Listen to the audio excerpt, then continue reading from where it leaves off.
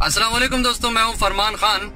आजकल इसहाक डार साहब जो हैं, बड़ी करम नवाजी है हमारी मीडिया की कि उनको टॉक शोज में बुलाते हैं, उनसे माशी लिहाज से तज्जिए लेते हैं, तबसरे लेते हैं, एडवाइस लेते हैं। और इसहाक डार साहब जो हैं वो भी अपने एक्सपर्टीज जो है वो रखते हैं अवाम के सामने कि मौजूदा हुकूमत को मईशत के लिए ये करना चाहिए।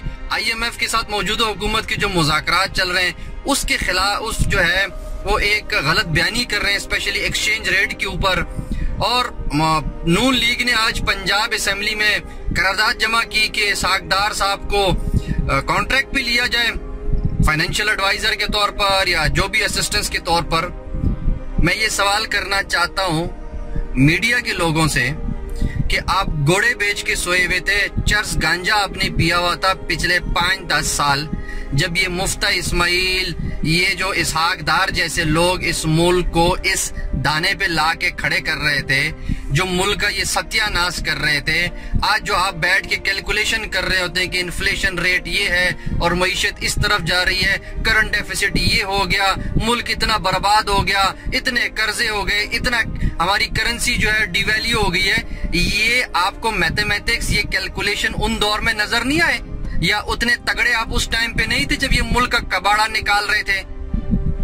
आपको मईशत के ऊपर बात करनी चाहिए थी उस टाइम पे, जिन्होंने 5-10 साल इस मुल्क को लूटा, बेड़ा गर्क किया।